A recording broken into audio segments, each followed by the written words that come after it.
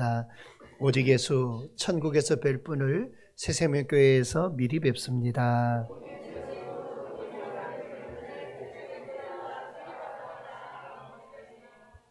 아멘. 한 번 더 인사할까요? 지난 밤도 평안하셨습니까? 네, 묻지만 말고 대답을 하셔요. 예, 아멘. 서로. 예. 왜 여쭙냐면 지난 목요일에 우리 홍수환 성도님이 갑작스럽게 소천하셔서 우리들이 정말로 한치 앞을 알 수 없구나 그 생각을 많이 합니다. 지난 주일에는 또 정기재직회가 있어서 밖에 뒤에 가서 인사하지도 못했는데 여기서 예배 시간에 눈만 마주쳤던 것이 이 땅에서 저와 마지막 그게 눈짓이어서 그것도 너무 아쉽고 뒤에서 이렇게 뵙고 인사 한번 나눴으면 눈을 맞추고 또 한 주간 더 승리하십시오라고 또 인사도 나눴으면 참 더 좋았겠다. 그 다음번에는 정기재직회 있어도 나가서 1분만 인사하고 오자 싶습니다. 마음속에 그런 생각을 하게 됐어요. 사랑하는 여러분, 오늘 우리가 함께 우리의 믿음을 한번 확인합시다. 우리는 항상 우리의 믿음이 정말로 온전한 믿음인가 확인해야 합니다. 확인하지 않으면 우리가 할 길이 없어요. 사랑하는 여러분, 예수님은 하나님의 아들이심을 믿습니까? 그 하나님의 아들이 나의 허물과 죄를 지기 위해서 세상 가운데 오셨음을 믿습니까? 그 예수님이 세상 가운데 오셔서 나 때문에 모진 고난과 고통을 겪으시고 십자가에서 죽으신 사실을 믿습니까? 십자가에서 죽으셨을 뿐만 아니라 다시 사심 또한 믿습니까? 주님이 다시 사실 뿐만 아니라 하나님의 나라에 오르셔서 다시 나를 데리러 세상 가운데 오신다는 사실을 믿습니까? 내가 주님과 함께 더불어 부활하여 그 영광을 영원한 하나님의 나라에서 누리게 되는 그 사실을 믿습니까? 이것이 완벽하면 돼요. 이 사실이 완벽하면 그것이 바로 내 안에 예수가 사시는 믿음인 거예요. 사랑하는 여러분, 하나만 더 여쭙니다. 여러분은 우리 하나님이 참 좋으신 하나님이라고 믿으십니까? 노래로 한번 고백해 볼까요? 좋으신 하나님, 좋으신 하나님, 참 좋으신 나의 하나님. 한 번만 더요. 참 좋으신 하나님, 좋으신 하나님, 좋으신 하나님, 참 옆 사람 보면서 너의 하나님. 그냥 아침 저녁으로 이 찬송 한 번씩 꼭 하시기 바랍니다. 좋으신 하나님, 참 좋으신 나의 하나님, 너의 하나님, 우리의 하나님. 이 좋으신 하나님이 우리를 위해서 예비하신 것이 있다고 말합니다. 하나님의 창고에는 무엇이 가득할까요? 하나님의 창고에는 하나님이 우리에게 주시기 원하시는, 그러니까 내가 원하고 바라는 것이 아니라 하나님이 주시기 원하시는 하나님의 은혜와 축복이 가득한 줄 믿습니다. 우리 하나님은 인색하시는 분이 아니죠. 우리에게 조금만 주시는 분이 아닙니다. 풍성하게 주시는 하나님이고, 오히려 하나님은 우리에게 좋은 것을 주시기를 기뻐하신다고 말씀하셨습니다. 창세기 1장 2장을 보면 하나님은 우리에게 생명만 주신 것이 아니죠. 생명과 함께 더불어 온 세상을 주셨습니다. 그리고 우리에게 안식을 주셨고 우리에게 가정을 주셨습니다. 하지만 인간은 하나님이 주신 그 모든 것들을 은혜로 누리며 살아야 했음에도 불구하고 그 은혜를 누리며 살지를 못했지요. 하나님이 주신 모든 것을 지키지를 못했습니다. 인간의 허물과 죄로 인해 하나님과의 관계가 끊어져 버렸고, 그리고 하나님이 주신 축복의 세계가 깨지고 말았습니다. 그래서 하나님은 그 인간을 다시 회복시키기 위한 구원의 계획을 세우셨습니다. 이것을 우리는 하나님의 구속의 역사라고 말합니다. 요한복음 3장 16절에 하나님께서 우리를 사랑하셔서 독생자를 주셨다 했습니다.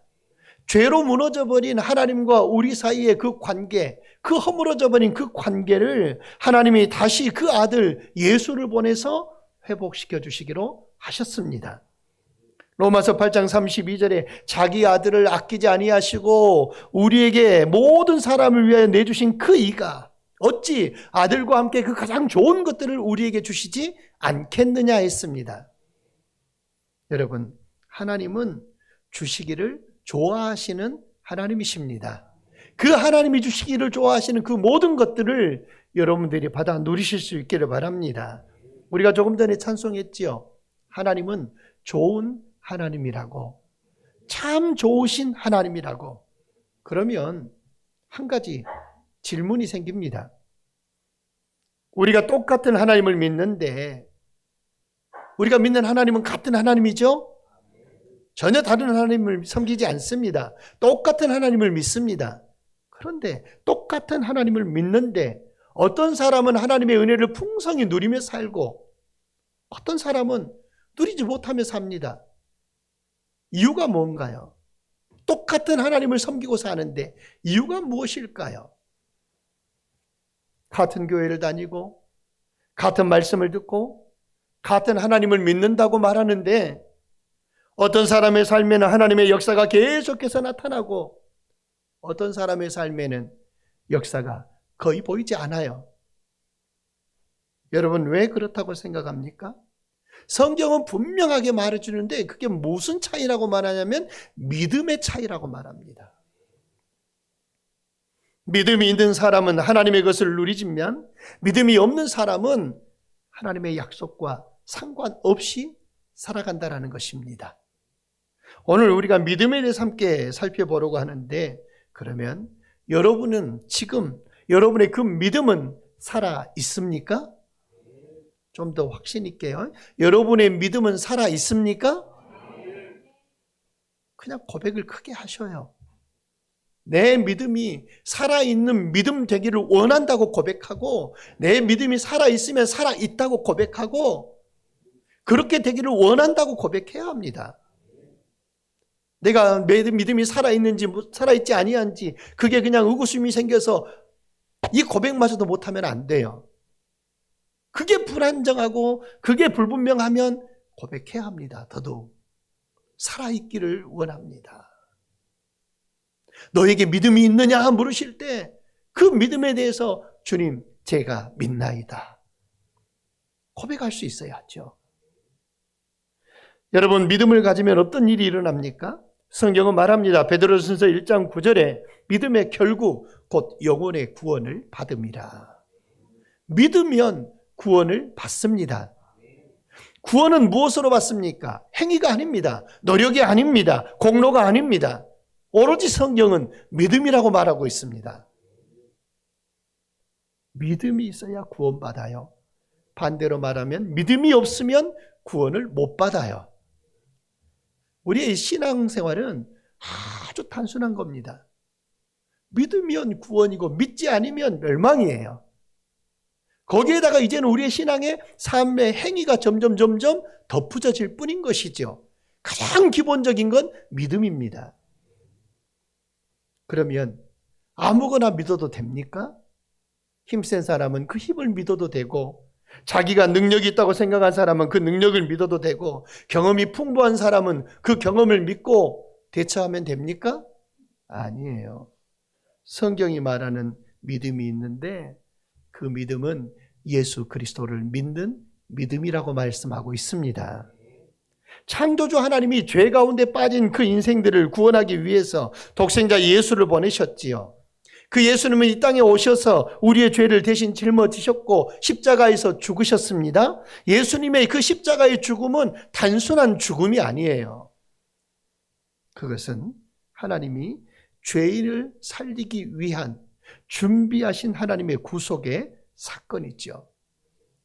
예수님은 우리의 모든 허물과 죄를 대신 담당하셨고 그 죄값을 지불하셨고 우리는 그 주님의 은혜를 믿음으로 말미암아 구원받게 된다라는 겁니다.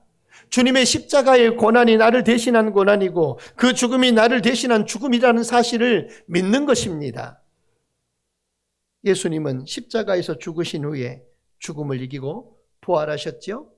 그 부활은 죄와 사망의 권세를 깨트린 하나님의 승리의 선언입니다. 예수의 부활은 하나님의 승리를 말씀하시는 겁니다. 예수의 부활은 나의 승리를 또한 이야기한 것입니다. 그래서 우리는 예수 그리스도를 믿음으로 새로운 생명을 얻게 됩니다. 그래서 사도행전 16장 31절에 말씀합니다. 주 예수를 믿으라. 그리하면 너와 내 집이 구원을 받으리라. 여러분, 구원은 내 노력으로 얻는 것이 아니라고 말씀합니다. 오직 믿음으로 받는 것이라고 성경은 우리에게 말씀해 주고 있어요. 성경이 말하는 구원은 그저 단지 영혼 구원의 역사만 이야기하고 있지 않아요. 사탄의 권세에서의 구원, 환경의 저주 속에서의 구원, 질병의 고통 속에서의 구원, 여러분 삶의 여러 가지 문제 속에서의 구원, 수많은 구원들을 이야기하지요. 하나님은 우리의 믿음을 통해서 우리의 삶의 구원의 역사를 이루시기를 기뻐하십니다. 이 하나님의 구원의 역사를 이루시기를 원하시는 기뻐하신 뜻이 여러분의 삶 속에 경험되기를 주의 이름으로 축원합니다. 오늘 성경은 말하지요. 히브리서 11장 1절에 믿음은 바라는 것들의 실제가 된다고 이야기하고 있습니다. 믿음은 바라는 것들의 실상이요. 사람들은 저마다 다 기대하며 살아갑니다. 꿈도 가지고 있고 소망을 가지고 살아갑니다. 그러나 어떤 사람은 그 꿈과 소망과 기대가 이루어지고 어떤 사람은 아무리 기대해도 평생 이루어지지 않습니다. 왜일까요? 성경은 딱 이야기합니다. 믿음의 차이이다. 믿음이 있으면 기대가 현실이 되는 줄 믿습니다. 여러분 꿈과 소망이 있으십니까? 기도 제목이 있으십니까? 그것이 이루어지기를 바라십니까? 그러면 다시 묻겠습니다. 정말 믿고 계십니까? 아브라함을 보십시오. 하나님이 아브라함의 부름을 받았습니다. 오랫동안 그는 자식이 없었죠. 75세에 부름을 받아요. 그러나 자식이 없어요. 하나님이 말씀합니다. 뭐라고 말씀하셔요? 내가 너에게 자식을 주겠다. 내가 너에게 자식을 주겠다. 내가 너에게 아들을 주겠다. 하나님이 아들을 주신다고 말씀하셨지만 믿어지지 않았어요. 그러나 하나님이 99세의 아브라함에게 전지전능하신 하나님으로 다시 찾아오셔서 그 아브라함과 언약을 맺으십니다. 그리고 여러 민족의 아버지가 되게 해주겠다라고 말씀하시며 그의 이름을 계명을 해주지요. 뭐라고요? 아브라함. 아브람에서 아브라함으로 아브라함의 이름을 바꾸어 주십니다. 그때부터 성경 속에서는 아브람의 이름이 아브라함으로 이제 창세기 17장에서부터 불리게 되지요. 아브라함의 아내 그 사레도 사레라고 하는 이름이었는데 그 아내의 이름을 사라라고 부릅니다. 그러면서 여러 민족의 어머니가 되게 해주겠다. 그러니까 자손의 축복을 약속하면서 이름을 바꾸어 주신 얘가 아브라함 부부예요. 아브라함 부부. 아브람에서 아브라함으로, 사레에서 사라로. 그래서 여러 민족의 아버지, 여러 민족의 어머니, 그렇게 되게 해주겠다라는 겁니다. 그 뒤로 자식 이삭에 대한 출생의 이야기가 오고 갑니다. 하나님과 이 두 부부의 이야기가 오고 가요. 하나님은 주마. 아브라함은 나 이스마엘 있는데요. 아니 그것 말고 이스마엘은 이스마엘대로 축복하고 내가 주마 아들. 우리 늙었는데요. 사라한테도 말합니다. 주마. 그저 씩 웃습니다. 예. 그러니까 하나님과 밀당의 관계가 계속 그 뒤에 벌어지는 거예요. 자식의 언약에 대한 이야기 속에서.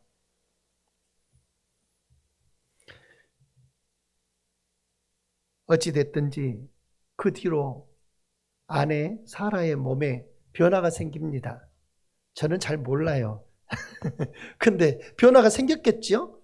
아무렇지 않게 있다가 그냥 이삭 딱 태어난 게 아니잖아요. 출생하려면 여성의 몸에 변화가 일어나잖아요. 어느 날 갑자기 음식 냄새가 맡기 싫고, 그쵸? 예. 갑자기 평소에 안 먹던 음식이 먹고 싶고, 먹고 싶어서 갔는데 못 먹겠고, 어째 다 맞아요? 예, 꼭 제가 해본 것 같죠? 예. 못 먹겠고. 그러면서 서서히 배가 불러오고. 여러분, 이제 그들에게 뭐가 생기기 시작해요? 그래요. 아기도 생기지만 나는 믿음을 이야기하고 싶어요. 아, 하나님이 하셨구나. 하나님이 생기게 했구나. 그 믿음이 그 부부의 안에 자리 잡기 시작한 겁니다. 여러분, 결국 그들은 하나님의 약속대로 그 아들 이삭을 얻게 됐지요. 아브라함의 이야기는 단순하게 이삭의 출생에 대한 이야기가 아닙니다. 하나님이 결국 그리스도를 보내실 구원의 약속을 보여주시는 사건이라는 것입니다. 아브라함의 후손을 통해 인류의 구원자 예수를 보내신다라는 겁니다. 아브라함과 그 아들 이삭의 이야기를 통해 우리는 예수를 믿으라는 것이죠. 사랑하는 여러분, 하나님은 바로 하나님이 주시는 꿈과 소망과 기대를 통해 역사합니다. 중요한 것은 꿈이 아니라 믿음입니다. 중요한 것은 소망이 아니라 믿음입니다. 믿음이 그걸 이룹니다. 기대만 하고 믿지 않으면 현실이 되지 않죠.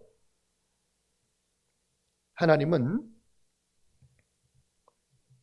우리가 믿음을 가질 때 하나님을 기쁘시게 할 수 있다고 성경은 말씀했습니다. 히브리서 11장 6절에 믿음이 없이는 하나님을 기쁘시게 하지 못하나니. 하나님이 가장 기뻐하는 것이 무엇입니까? 내가 드리는 헌금입니까? 내가 온 몸을 다 바쳐 충성하는 섬김이고 봉사입니까? 아니요. 하나님은 믿음을 가장 기뻐하신다고 했습니다.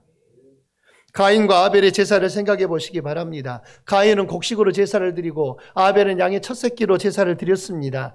그런데 하나님은 가인의 제사는 받지 않고 동생 아벨의 제사는 받으셨다고 성경은 말씀합니다. 그래서 히브리서 11장 4절에 이렇게 이야기해요. 믿음으로 아벨은 더 나은 제사를 드렸으니 라고 했습니다.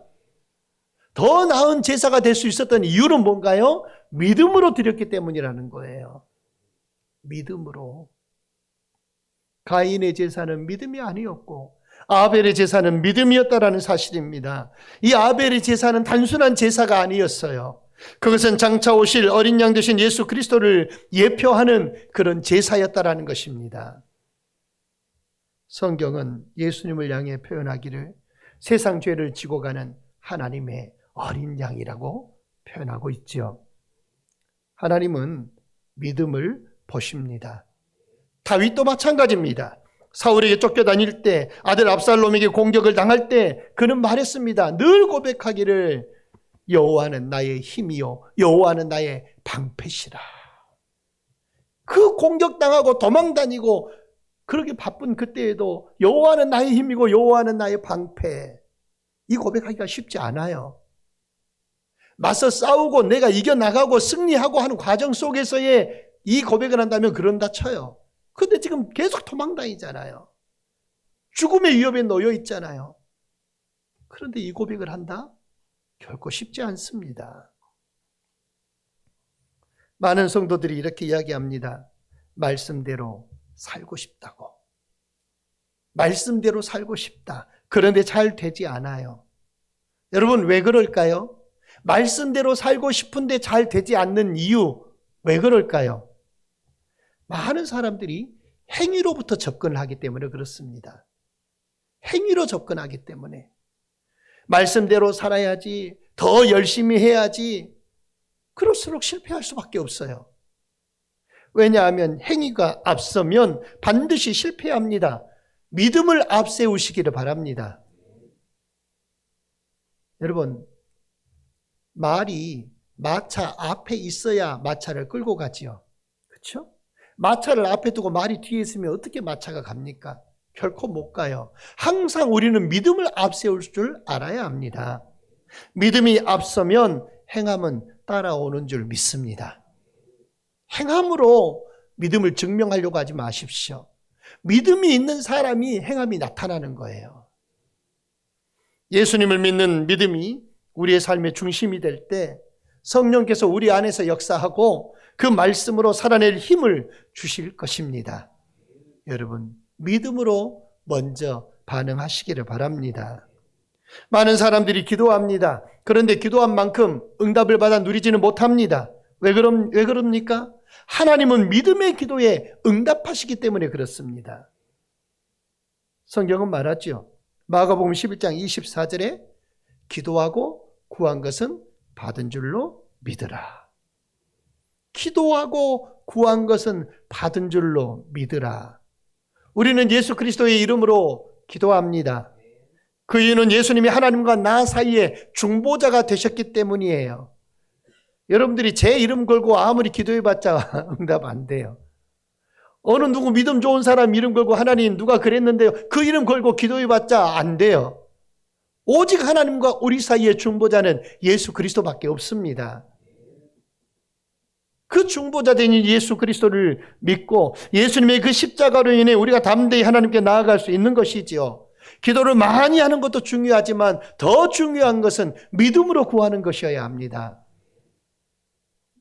기도할 수 있을 때 기도해야 하고 하나님의 그 뜻과 방향에 맞게 믿음으로 기도해야 합니다. 그때 하나님이 역사하셔요. 마가복음 16장 17절에서 믿는 자들에게는 이런 표적이 따르리니 말씀하지요. 여기서 말하는 이 표적, 목사에게만 아니면 특별한 사람에게만 금식을 많이 한 사람에게만 그런 표적이 따른다고 이야기하고 있지 않아요. 단서를 달고 있지 않아요. 믿는 자들에게는 이라고 말씀하고 있습니다. 믿는 자들에게는, 믿는 사람에게는 하나님이 함께 하시는 표적이 나타난다라는 겁니다. 여러분에게서 이 표적이 나타나시기를 주의 이름으로 축원합니다. 내가 믿는 자라고 하는 표적, 믿음의 사람이라고 하는 그 증거가 여러분에게 드러나시기를 바랍니다. 하나님은 지금도 예수 그리스도의 이름을 통해 살아 역사하신 줄 믿습니다. 에베소서 6장은 말하지요. 믿음의 방패로 그 사단의 악한 원수 마귀의 불화살을 막으라고 말씀합니다. 사탄은 생각을 통해서, 환경을 통해서, 말을 통해서, 사람을 통해서 공격을 합니다. 그때 우리를 지킬 수 있는 것은 믿음의 방패라고 말하고 있습니다. 믿음의 방패. 그러면 방패가 조그만하면 어떨까요? 이게 방패예요. 그러면 저기서 막 불화살이 날라오는데 방패를 제가 탁 들었어요. 믿음이 이만해요. 어떻게 여기를 지켜야 될까요? 어디를 지켜야 될까요? 예? 예? 여러분 같으면 어디를 지키실래요? 얼굴이 예쁜 사람은 여기를 지켜야 되겠죠? 뭐 이렇게밖에 못 지키잖아요. 믿음의 방패라고 했어요. 방패는 그럼 어떻게 돼야 돼요? 뭐 이게 점점 커질 수 있어요. 예, 이렇게. 믿음이 크면 클수록, 죄송합니다. 오늘 이게 손수건이 교제가 돼가지고, 자, 방패가 이렇게 커졌어요. 그럼 얼굴도 가리고 심장도 가릴 수 있네요. 예. 믿음이 커지면 커질수록, 주님을 향하는 그 믿음이 크면 클수록 그 믿음의 방패로 나를 보호할 수 있다는 사실이에요. 여러분에게 이 믿음의 방패가 아주 커지시기를 바랍니다. 그래서 악한 원수 마귀의 어떤 그 괴계에도, 사탄의 그 어떤 위협에도 지킬 수 있어야 합니다. 조금 하나면 지킬 수 없어요. 수많은 데가 빈틈이에요. 허점이에요. 사탄이 공격하기 딱 알맞는 곳들이 보이는 거예요. 여러분, 믿음은 어떻게 생깁니까? 믿음은 은혜의 선물로 받는 줄 믿습니다. 하나님이 주십니다. 주님은 지금도 우리의 문을 두드리시죠. 문을 열면 들어오시고, 내가 문을 닫고 있으면 들어오시지 않습니다. 강제로 오픈하고 들어오지 않으셔요. 소방관은 강제로 문 따고 들어오지만 주님은 절대 문 따고 들어오지 않아요. 그 마음의 문을, 그 문을 열 때 주님이 찾아오시고 들어오신다고 성경은 말합니다. 들어오셔서 뭐 하냐? 나하고 먹고 마시고 누리고 즐기시겠다고 말씀합니다. 들어오셔서 대접만 받으시는 게 아니라 나와 함께 잡수시겠대요. 나와 함께 삶을 살아가도록 힘을 주시고 도와주시겠대요. 믿음은 우리들이 어떤 마음, 어떤 모습으로 주님을 영접하고 받느냐에 따라 다르게 나타났지요. 말씀을 들을 때 믿음이 자랍니다. 로마서 10장 17절에 믿음은 들음에서 나며 들음은 그리스도의 말씀으로 말미암았느니라. 말씀은 씨앗이라고 보면 돼요. 말씀을 들으면 믿음의 씨앗이 심겨지고 시간이 지나면 그 씨앗이 싹이 나고 자라납니다. 열매를 맺습니다. 그래서 말씀을 듣는 것이 정말로 중요합니다. 또한 더 나아가서 믿음은 경험을 통해서 확실해지지요. 요한복음 2장의 가나의 혼인잔치 사건, 포도주가 떨어졌어요. 예수님이 말씀합니다. 항아리에 물을 채워라. 하인들이 순종합니다. 그리고 놀라운 일이 일어났어요. 물이 포도주로 변합니다. 그때 성경은 이렇게 말합니다. 제자들이 그를 믿으니라. 경험을 통해서, 주님의 역사하심을 경험을 통해서 그들에게 믿음이 점점 자라나는 걸 보게 됩니다. 확실해졌다라는 것이죠. 사랑하는 새생명 가족 여러분, 하나님의 영광을 보고 싶으십니까? 하나님이 베푸신 기적을 보고 싶으십니까? 하나님의 응답을 누리고 싶으십니까? 그러면 주님이 하신 말씀을 기억하십시오. 요한복음 11장의 장면을 떠올려 보시기를 바랍니다. 나사로가 죽었습니다.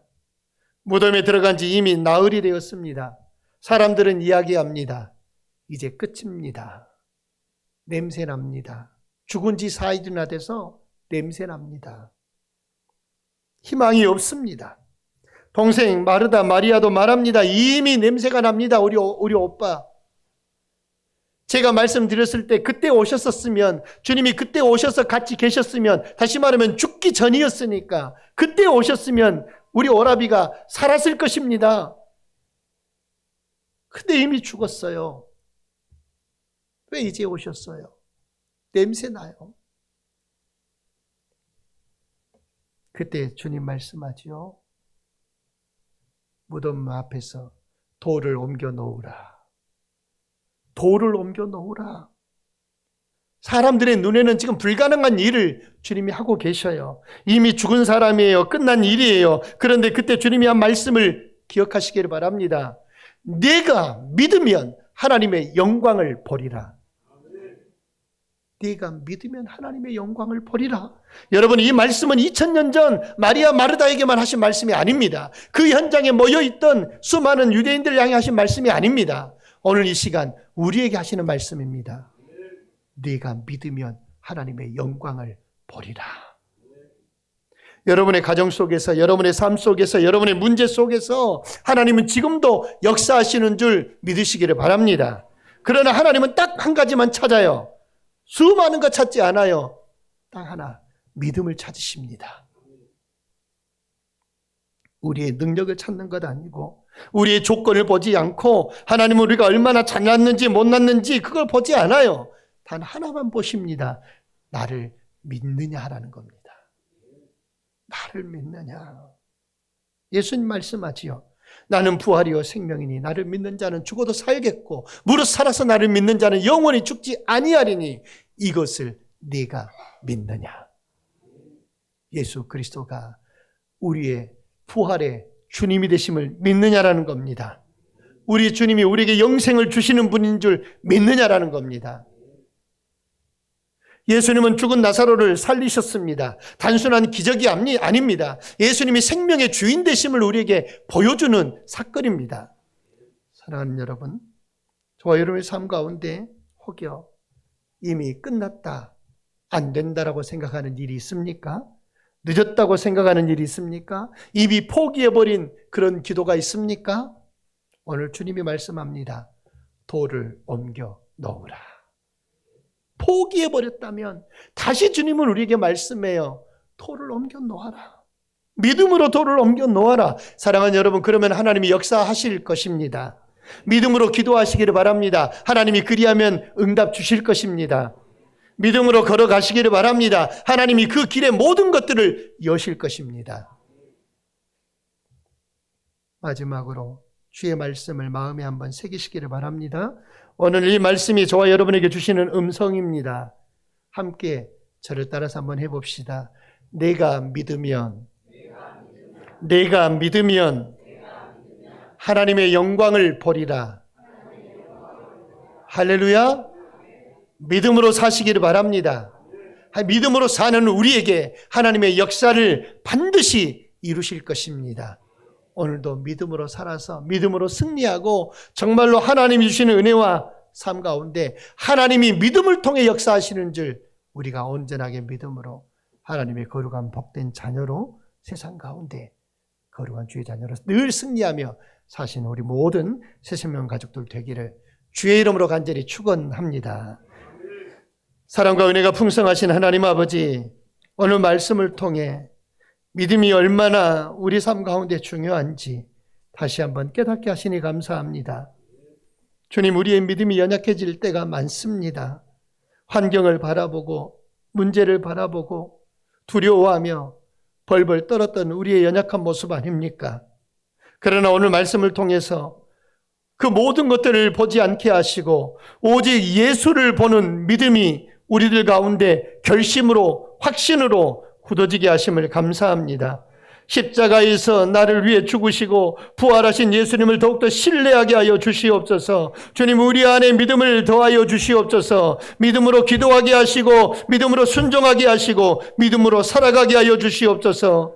그래서 우리의 삶 속에 하나님이 살아계신 역사가 나타나게 하시고 우리 가정과 우리 교회 가운데 우리의 모든 삶 가운데 하나님의 풍성한 영광이 드러나게 하여 주시옵소서. 예수님의 이름으로 간절히 기도드리옵나이다. 아멘.